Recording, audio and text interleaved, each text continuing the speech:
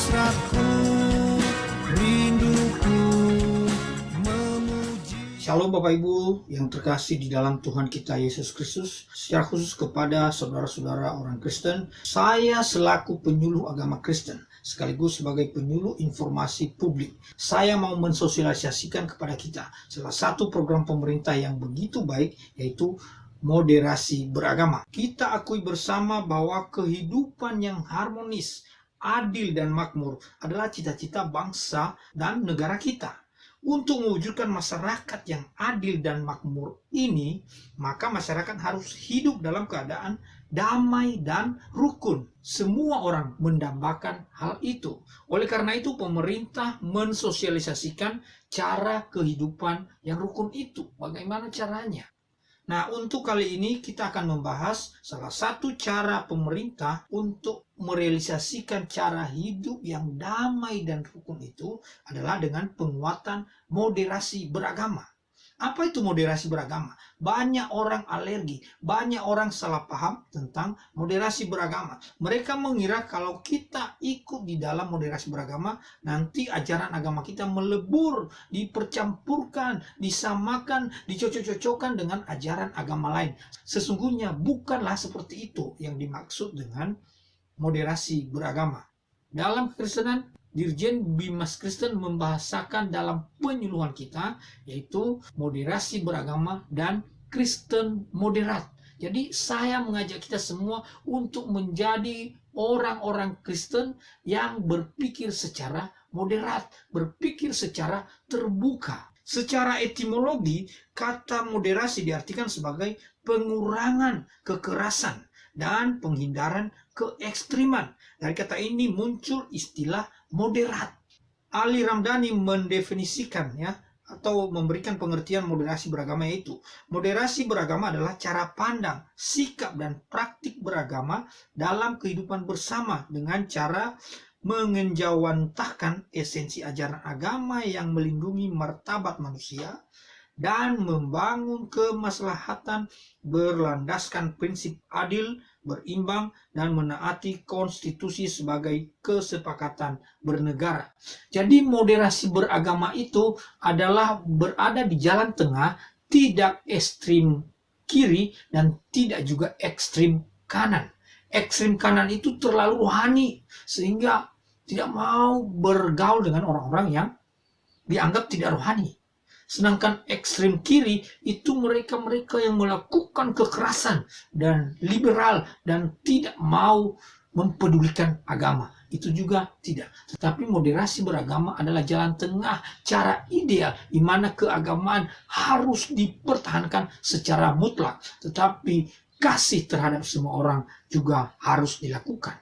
Bapak Ibu yang terkasih, kita di negeri tercinta Indonesia ini hidup berbaur bersama dengan masyarakat yang plural, bermacam-macam agama, bermacam-macam adat istiadat, berbagai-bagai bahasa, dan kita kumpul di dalam satu wadah bangsa Indonesia. Maka dibutuhkan cara hidup yang terbuka, cara pikir, cara pandang yang terbuka, yang tidak picik.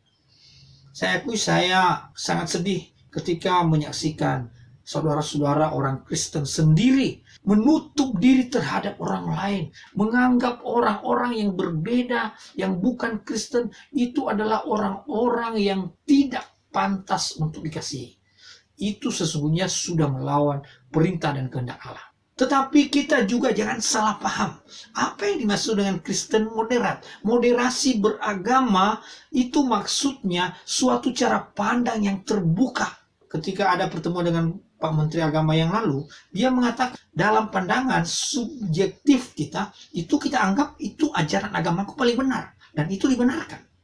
Tetapi ketika kita memandang keluar terhadap orang-orang yang berbeda agama, berbeda kepercayaan dengan kita, itu bukan berarti kita harus memusuhi, membenci mereka. Kita terbuka dan kita menghormati, kita menghargai mereka-mereka yang berbeda kepercayaan dengan kita. Dan kita masih bisa menjalin kerjasama. Maka terciptalah kerukunan umat beragama. Itu yang dimaksud dengan moderasi beragama. Sebenarnya moderasi beragama ini bukan sesuatu yang baru, tetapi dikuatkan lagi, dikuatkan kembali supaya kehidupan yang harmonis itu terwujud sesuai dengan cita-cita bangsa dan negara kita. Secara khusus untuk gereja-gereja masa kini.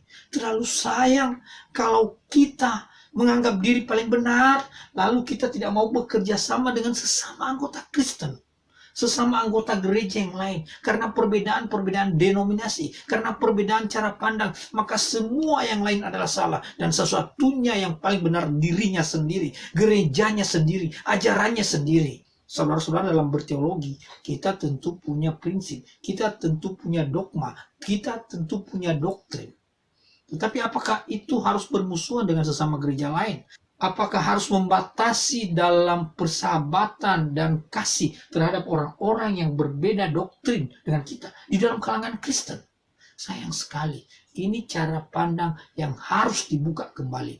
Maka moderasi beragama ini harus kita kuatkan, harus kita miliki, sehingga kita menjadi masyarakat Kristen yang moderat.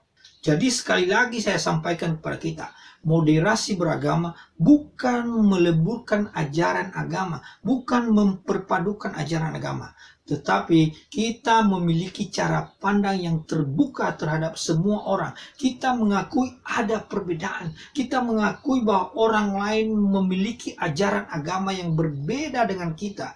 Itulah maksudnya moderasi beragama. Sementara ajaran agama kita, saya minta kepada orang-orang Kristen, itu tidak akan berubah, bahwa ajaran agama kita itu yang paling benar. Kita percaya Yesus satu-satunya Tuhan dan Juru Selamat, itu harus kita pertahankan. Tetapi bukan berarti bahwa orang-orang yang belum menerima Yesus harus dimusuhi, harus dijauhi. Kita tetap terbuka dengan semua orang. Amin Bapak Ibu. Lalu pertanyaannya, adakah dasar Alkitabnya? Oh, ini luar biasa. Secara prinsip iman Kristen, moderasi beragama dipahami sebagai implementasi dari perintah Tuhan untuk saling mengasihi. Ya, di dalam Lukas pasal 10 ayat 27, Tuhan memerintahkan kita supaya mengasihi sesama manusia seperti diri kita, supaya mengasihi sesama manusia. Jadi tanpa terkecuali, semua orang, sesama manusia harus dikasihi. Tidak ada perintah untuk membenci. Tidak ada ruang untuk kita berkata, saya membenci, saya tidak menyukai, saya harus menyingkirkan mereka. Dan di dalam Roma pasal 15 ayat 7, perintah firman Tuhan kepada kita, supaya kita saling menerima. Bahkan sebagai penerapan perintah Tuhan, ada juga perintah yang lebih kuat lagi, supaya kita taat dan tunduk kepada pemerintah. Itu di dalam Roma pasal 13 ayat yang pertama sampai ayat 13. Jadi apa yang menjadi program pemerintah itu sesuatu cara Tuhan untuk kehidupan kita. Kita tentu sungguh kagum ketika Pak Menteri mengutip ayat Alkitab yang diajarkan oleh Tuhan Yesus dalam Matius pasal 22. Ya, untuk mengasihi Tuhan Allah dan mengasihi sesama. Beliau sendiri begitu kagum akan ayat ini, akan ajaran ini. Jadi Alkitab mengajarkan kita untuk mengasihi Tuhan dan mengasihi sesama manusia. Kalau kita mengatakan mengasihi Tuhan, lalu kita mengasihi hanya sebagian orang, itu sesungguhnya kita belum mengasihi Tuhan. Kita diajar untuk berbuat baik kepada semua orang. Kita diajar untuk menghormati semua orang. Ini adalah dasar-dasar Alkitab secara prinsip. Ya, jadi yang paling utama tadi, kasih terhadap Allah dan kasih terhadap sesama manusia.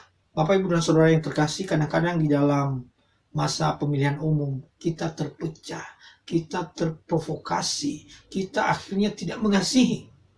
Kalau saya mengatakan bahwa saya mengasihi semua orang, saya mengasihi, mencintai semua orang. Bahkan Tuhan mengajarkan, orang yang menganiaya kita, orang yang membenci kita, musuh kita, kita harus kasihi.